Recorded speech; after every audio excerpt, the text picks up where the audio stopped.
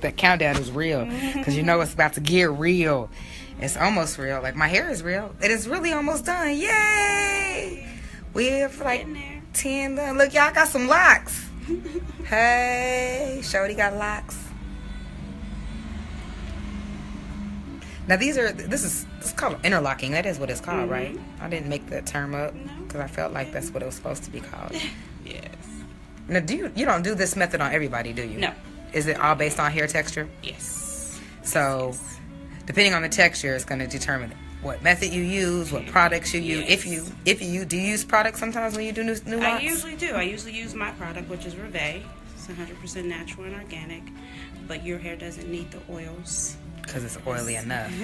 So yes. So we just washed and started working on you. She said I needed some work today, y'all. We had to lay hands. This is real prayer at work. Because I went to bed, I ain't gonna lie, I prayed. I said, dear God, please make my hair pretty again. I did feel a little bit, I'll say less than glamorous for a while, but I'm back to feeling glamorous again. Thanks to Vanita. She made me feel pretty. I'm going to have to give you India Arie song. I am not my hair. You know what? Ironically enough, that is what made me put my locks in the very first time. Oh, really? Was the whole, I got tired of being this light-skinned girl with long hair. Mm-hmm. So I like locked my hair. Like, look, y'all, I'm not my hair. I don't even really care about this. I cannot touch it. And then within, I don't know, 2 years or so, I went from being the light-skinned girl with long hair to the light-skinned girl with locks. So I was still defined. Still labeled. Yeah, I was like, why do I have to continue to be defined by my hair? Yes. I was like, well, that's just a good way to describe you. That's how my son started his business at school. He was called Dude with the Dreads. Dude with the Dreads. And so he started his T-shirt line, which is Dude with the Dreads. That's actually kind of hot. I dig it. But you know, if it works, go with it. Right. Meet the people where they at. Start where you at. All that. Right.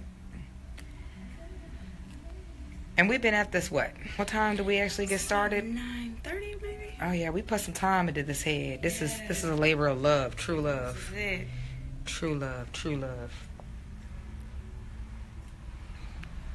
So what can I do to make these last and be healthy and not look like a mollywop in a week? Well, actually, the outcome of this will be different than before. We're able to do a lot more work because last time you were shorter and just wasn't able to get, and it wasn't locked like it is now. It's actually locked. And so the ends aren't completed yet, but we'll get there. But the middle and towards the end is really locked. And so you just care for it as usual. There's nothing different.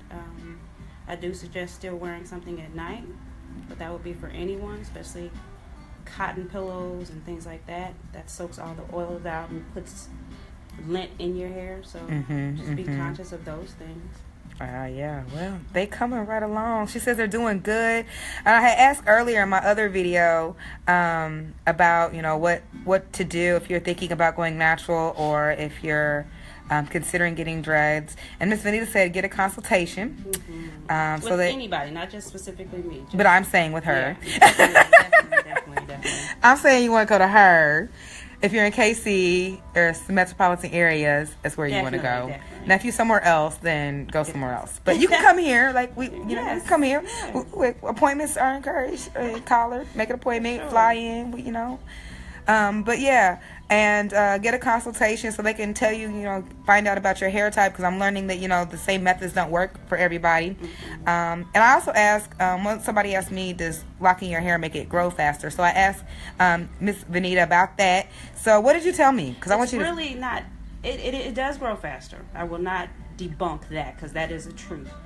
But it also, we usually lose about 50 to 100 strands of hair a day. Well, with locked hair, we're not losing that hair. It's just being taken inside of the lock.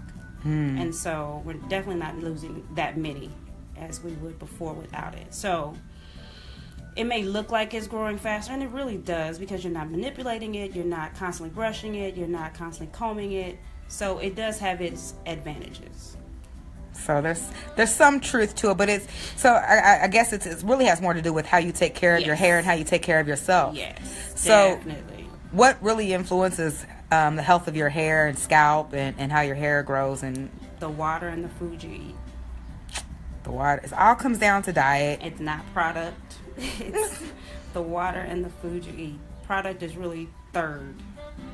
So product matters, but it's not at the top of the. So if you put bad product on unhealthy or it's like building on top of a whack foundation. I'm assuming. Mm-hmm. Which y'all know I talk about that anyway. That's to me what diet is all about. Is about the foundation because our body rebuilds itself every 7 years. Period. Yes. And so it's like if you could go to Home Depot and get the best materials to build your house with, you would. You wouldn't want to build your house with crappy materials because it wouldn't last. So that's kind of how I look at my food and my diet is when I'm putting it into my body is when I'm building myself up. This is my temple. This is a temple. Especially if I want somebody else to worship me. This is a temple, okay? You got to take care of the temple. Right. We ain't going to build the temple with some cheap wood. Right. So I do care about what I put in my body and what's on top of my head. We spend so much time caring about what we look like. So it's important to if you're going to really invest in your hair, invest in yourself first. Mm-hmm. So that what you have on top of your head is only going to be as good as what's inside. And really knowing that we need a alkaline body. I don't think people really know about it or think about it, and just how much acid how much acid is in food, and how our body breaks it down, and just needing an alkaline body. Yeah, we want to create an environment of health for yourself, for your body, for your hair, for your health, and it'll show. It'll come out in your skin. All those products that we use, makeup, hair products, all that stuff to mimic a natural effect that you can really do just by taking care of yourself from the inside out. We don't need all that extra stuff on your skin and to make your hair do all this extra stuff if you got alkaline. Dr. Sebi, if you don't know who he was, SCBI, will teach us a lot about what mucus does. Man, and you can feel it too. Like all that mucus when it's in you, it's not right. Right. And immediately for me with certain foods, I just feel it. And a lot of times when you're feeling the mucus and you're feeling it, it's almost like your body is like too late. Yeah. It's like, wow, it's overproduction. And that's really like screaming at you, like, please fix this. That's right. Stop doing. I noticed as I was getting older, so many things that we chop up to just getting older, like, oh, my back hurts, oh, my knee hurts. Mm-hmm. I'm getting older. It's that food. It's that food. It's your body getting to toxic levels. It's the food that's always bothered you. It just didn't, it could tolerate it. And as we get older, it can't tolerate it anymore because it's like been building up. Oh, my goodness. I know when I eat any form of dairy that my fingers hurt. Fingers hurt? Yes. So, like, arthritis. My fingers will hurt and my elbow will hurt sometimes, but mainly my fingers. So me and pizza have a long-standing relationship, but it's just not as good as it used to be. I used to be I love me some cheese, and I was always raised to believe that was relatively, it was part of the food pyramid. Oh, that's sad, because that's what it's called, sad. Standard American diet is just sad. I was talking to my friend the other day about how many times the food pyramid has changed since we were little. Right. Like the food groups and stuff. And then there's a couple of documentaries that talk about when the food pyramid changes were also times in which industries were just basically paying Congress or what have you to support different initiatives. Definitely. So that industry could grow. And dairy benefited obviously a lot. I mean, but if you think of it's so unnatural. I mean, first of all, I have to really wonder, what was somebody doing to a cow to figure out to drink that milk? Like, who's sitting around playing with cow tits? Right. But I mean, it's very unnatural to drink the milk of another species. It is. And no other animal really does that. No other animal does. And to drink it past infancy at that. Yeah. I mean, I understand that some will adopt. It's rare. Animals will adopt another animal or take in another animal. It's rare. It's very rare. So, but no. And to even when they do that, they don't always even, like, they may adopt it, but it may not even nurse it, or they might like care for it or what have you. But that's, like you said, it's weird, it's rare, it's not normal. And milk is designed to help infants for whatever species. Like, so why would you want to feed something into your body that's meant to make a baby cow that's already bigger than you into a big, huge adult cow? Like, and then you're wondering why we have. And then it's pumped with so much chemicals and hormones and. But then we'll turn their nose up at some breast milk. Yeah. That's breast milk. It's human. Right. Exactly. That's so and funny then the to fact me. that one day I was just thinking, like, the gallon of milk. I don't want this to be about food, but a gallon of milk. You don't know how many sources that is. You don't know how many cows contributed to that, or even with meat. That ground beef, you don't know how many cows that is. You just don't know. That's kind of gross to me. I'm gonna need it to be one cow. She said, "I'm gonna need it to be one cow. I'm gonna need to know a little. I'm gonna need I'm gonna need the whole cow's like history, medical records. At this point, I even need to know its mental status. I mean, all the. Do they really want to do this? Because I just don't know. I mean, but and for me, energy is a very important part of life, and I'm sorry, but we consume death from our TV and our video games and our music and our foods. I really am curious what life would look like without so much death energy. And we've never really tried that. See, that made me think about like Disney movies. Mm-hmm. Why do everybody have to die? It's a circle of life. I just don't like it all the time. I don't want to teach my grandchild about death all the time. Not all the time. No. I mean, I just don't want it to be something that we're so desensitized to, and it's something that we just ingest all the time. And those animals, they die in fear and pain.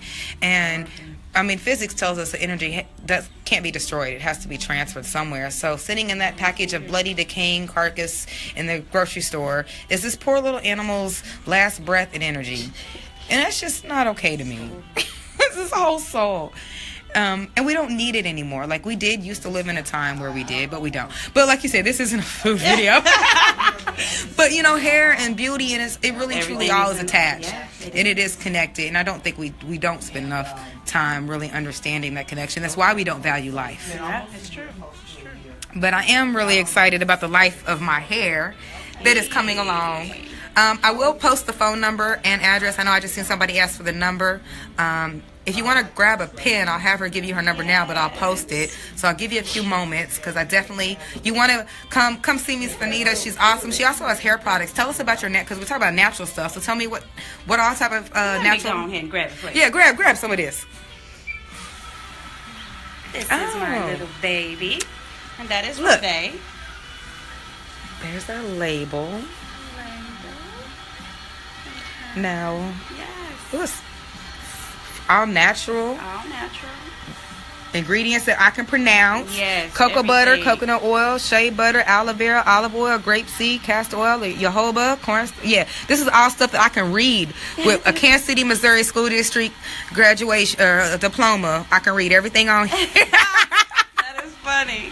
Like, I graduated from Kansas City, Missouri School District, and I can read the ingredients on this hair product. Yes. So it's 100% natural. I started making it because I wanted to know what I was putting in all of my clients' heads and my own, which is very important. And when we go to look at products, we don't realize that certain things just aren't meant for our scalp and our hair, period. Like mineral oil, petroleum. I talk a lot about petroleum. I say it's bad, but I don't know why. Why is it so bad? For one, it just sits on your skin. So if it's just sitting there, it's not allowing it to breathe. So your follicles, nothing can breathe. So it's like suffocating your head. Suffocating your hair. And so if we think about anything, just a lot of women have alopecia, but that's an autoimmune disease. But we think about balding and things, it just can't breathe. It can't breathe. So I didn't realize that breathing air was the number one way that your body removes toxins. More than physical elimination, more than sweating. You breathe out toxins. Right. And this is great for your body and hair. So you can use it on both. Yes, it's great for eczema. It's great for dry skin, scalp. And psoriasis. Yeah, psoriasis. Okay, so this will it treat it as well as prevent it? It cannot prevent eczema. Eczema is an allergy response, an allergic response. An allergic response. I didn't know that. Yeah, it's an allergic response. So it's either something you're consuming, dairy probably, or something along those lines. And detergents can trigger your eczema. So I have a lot of clients that use it for their children. Yeah. Because it's safe. And I use it on my grandson. He has eczema. A lot of people don't realize that dairy is a huge culprit for eczema. Like, especially in the African American community. Yeah, that's huge. So this will help keep it, if you have it flare up, it'll take it down. In days. So oh, wow. The itching will subside, the swelling will go away, even the dark discoloration that happens with some people. Oh, yeah, the skin spots. Yeah. Oh, okay. Now my daughter has some of those that won't go away. Maybe I could try some of this. Yes. Okay, so that's sweet. And it's called Reveille. Reveille. What does that mean?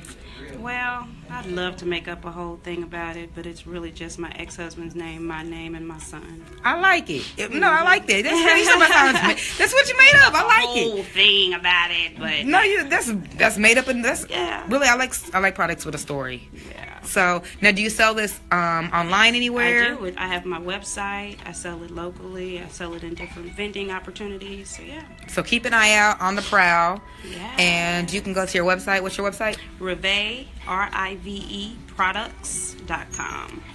Reveille, RIVE products.com. It's on Facebook as well. It's on Facebook. You can shop. Go on Facebook, support Black business. I will post the comments. And we are just almost done with this. Oh, wow, look, I have like scalp spaces and stuff. Yes. I look like somebody love me.